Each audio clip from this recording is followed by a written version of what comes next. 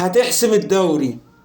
خليني اقول لك بصراحة، الاهلي لو خسر الدوري مش هتبقى مشكلة لعيبة بس. 3 قرارات ممكن يجيبوا الدوري ويحسموه او يضيعوا كل حاجة. الاهلي داخل على اهم مرحلة في الموسم، اللي داخل على 6 مباريات اكون او لا اكون. اي غلطة هتضيع كل حاجة، واي تركيز لو بسيط هيحسم الدوري والله. السؤال، القرارات ديت في ايد مين؟ تعال وانا اقول لك واحده واحده. اول قرار وهو الجمهور. ايوه، انت وانا وهو وهي والكل من ينتمي للنادي الاهلي ولكيان النادي الاهلي. جمهور الاهلي دايما كان اللاعب رقم 1 واهم ترس في منظومه الاهلي هو الجمهور. جمهور الاهلي اللي دايما سند لعيبته، جمهور الاهلي اللي دايما بيجيب المكسب، جمهور الاهلي اللي بنى النادي الاهلي، جمهور الاهلي اللي لولا كان الاهلي انتهى من زمان قوي، كان زي مثل انديه الشركات. لولا جمهور الاهلي كان بقى الاهلي زي انديه الشركات، ومش بعيد كان اتباع.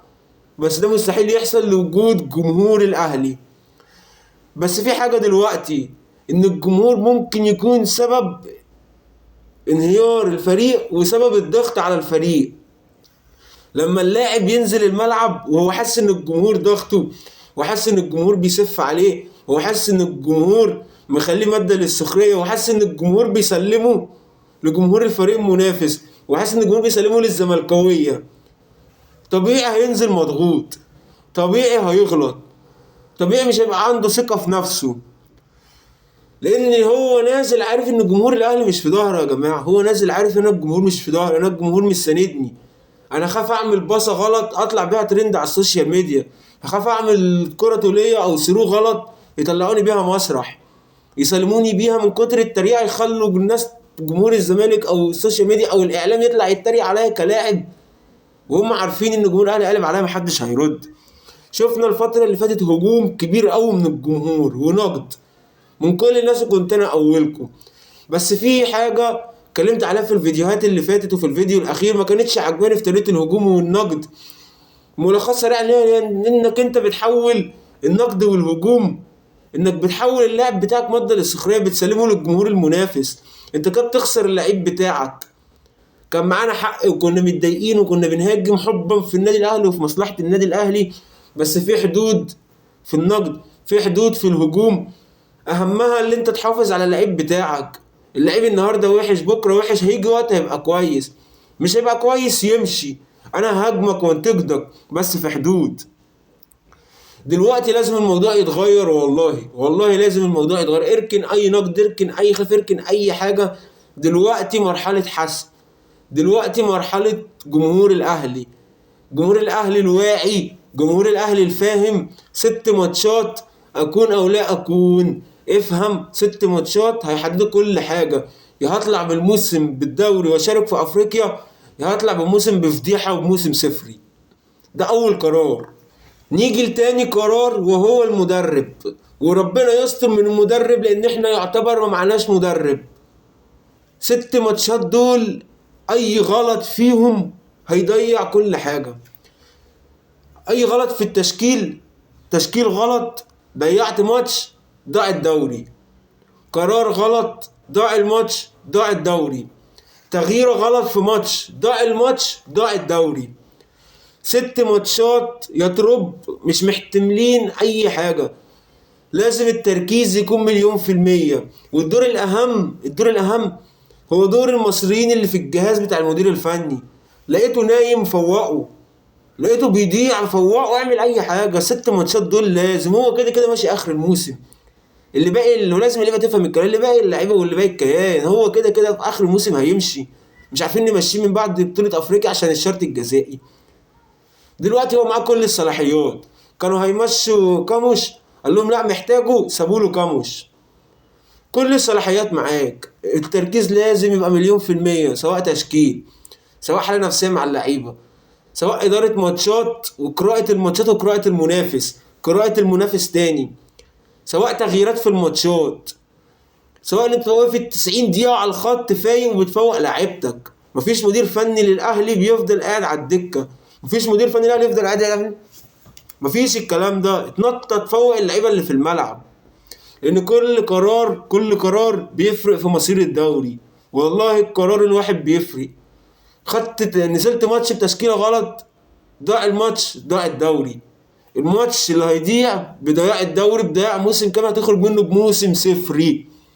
فوق بالله عليك، ولازم التركيز يبقى 100%. تالت قرار هو اللعيبة. الضغط الفترة اللي فاتت مش طبيعي، اعلام، سوشيال ميديا، جمهور، كله مستني الاهلي يغلط.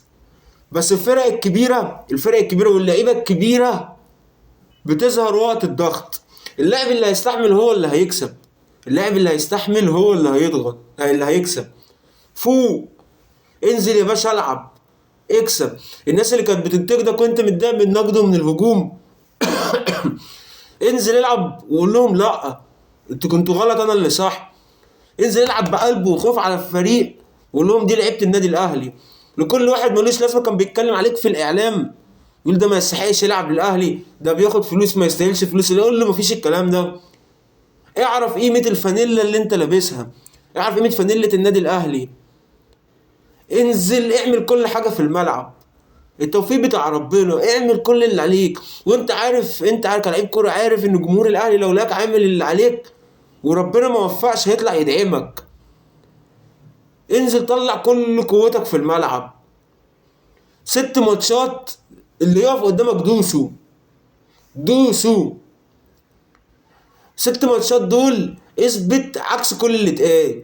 سواء جمهور الاهلي اللي هاجمك وانت متضايق من هجوم جمهورك او النقد جمهورك، قول لهم لا انتوا كنتوا غلط، ده الصح.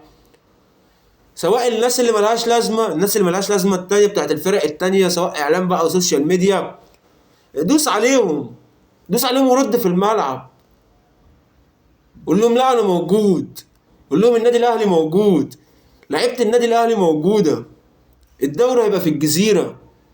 باين الروح دي في الملعب، الرد هيبقى في الملعب. والكرة دلوقتي في ملعبكم، زي ما بقول لك الكرة في ملعبكم. يا تثبت ان كل الكلام وكل الهجوم وكل النقد ده كان صح والناس كان معاها حق، سواء جمهور الاهلي او كان غير جمهور الاهلي، او تثبت العكس. الكرة في ملعبك، يا تثبت ده يا تثبت دوت، وانت اختار وانت شوف. واحنا كجمهور اهلي كل الدعم ليكم. 6 ماتشات احنا هنركن كل حاجة واي خلافات، كل الدعم للنادي الاهلي ولعيبه النادي الاهلي والجهاز الفني للنادي الاهلي وكل حاجه لحد 6 ماتشات دول ما يعدوا. لان 6 ماتشات اكون او لا اكون، احنا ما عندناش اي فكر ان احنا حتى نخسر ربع بونت. 6 ماتشات ب 18 بونت، اكون او لا اكون يا باشا، يطلع من الموسم بالدوري والعب في افريقيا والعب سوبر مصري، يطلع من الموسم بموسم صفري والله اعلم هلعب كونفدراليه ولا دوري ابطال، ودي مش في قاموس الاهلي. انزل موت نفسك وجمهور الاهلي في ظهرك وما تخافش، وكل الدعم ليكم، كل الدعم للعيبه النادي الاهلي. فانت دلوقتي عندك 3 قرارات او 3 عوامل زي ما اتكلمنا عليهم في الفيديو. جمهور، رقم 1 جمهور، رقم 2 المدرب، رقم 3 اللعيبه. لو ال3 اشتغلوا صح والله هنكسب الدوري مستريح، قوي. لو واحد فيهم من ال3 بس وقع، فبنسبة 90% الموسم ضاع. 3 قرارات، يا هتكتب تاريخ جديد وتكمل تسطير التاريخ، يا تضيع موسم كامل وتطلع بموسم صفري، ويبقى بنسبة 90% الجيل ده انتهى. هتصرف على 4-5 لعيبة والباقي كله هيتفور. فانتوا فوقوا، ويا ريت نركز على ال3 قرارات دول ونخلي بالنا منهم، خصوصا قرار الجمهور بالله عليكم. لان جمهور الاهلي طول عمره واعي، جمهور الاهلي طول عمره فاهم، وخرج علينا الفتره اللي فاتت كميه سكريبتات والجان مش طبيعيه. بن شرقي ماشي، امام عاشور ماشي، اليو ديانج ماشي. طب ما انت هو كان جاي له عرض وما مش عارف ب5 مليون ولا 6 مليون دولار وما مشيتوش، دلوقتي ماشي ببلاش زيه زي زيزو. كنت بتهاجم اداره الزمالك ليه؟ مش عارف مين ماشي ومين ماشي والاهلي ايه والمش الاهلي ايه. طلع كميه سكريبتات في الاعلام وفي السوشيال ميديا الزمالك مش طبيعيه، وكل دوت غرضه الضغط على فريقك، غرض انهم يسخنوك على فريقك وعلى ادارتك. فانت خليك واعي وخليك فاهم، انت كواحد بيتفرج خليك واعي وفاهم. انا عارف اصدق ايه وما صدقش ايه، انا عارف هاجم امتى وادعم امتى. حتى لو اللي انت بتقوله دوت صح، حتى لو اللي هم بيقولوا دوت صح، فمش دوت الوقت اللي انا هاجم فيه او انتقد فيه سواء لاعب او اداره، مش عشان حد ولا حبا في حد غير النادي الاهلي وكيان النادي الاهلي. ما تجريش ورا اللجان، ما تجريش ورا السكريبتات اللي بيبقى كل هدفها هد فريقك وهد لعيبه فريقك. مش عايز اقول حاجه ما تتقالش، بس هد فريقك وهد لعيبه فريقك، وان انت تضغط عليهم اللي احنا كنا بنعمله فيهم، اللي احنا كنا بنعمله من الضغط. دوري بتاع سيد عبد الحفيظ دوري 2019 الاهلي خد الدوري دوت بالضغط بتاع سيد عبد الحفيظ والجمهور. لما كنت انا اخر الدوري سيد عبد الحفيظ يضغط، الجمهور يضغط، خدنا الدوري. هم بيحاولوا يعملوا كده بس ما تخليهمش يحاولوا حتى يفكروا في كده، ما تخليهمش يسحبوك للحته ديت، لان جمهور الاهلي واعي، جمهور الاهلي فاهم، جمهور الاهلي دايما ورا فريقه في الشده وفي المر قبل الحلوه. جمهور الاهلي ورا فريقه حبا في الكيان وحبا في شعار النادي الاهلي الذي كان وسيظل رقم واحد بدون نقاش. فالقرار مش في الملعب بس، القرار في ايدك انت كمان، القرار في ايدك كله. 3 قرارات زي ما اتكلمنا فيهم في الفيديو. فانت قول لي رايك، واللي شايف انهي قرار فيهم الاهم، وهل الاهلي يقدر يحسم الدوري ولا لا.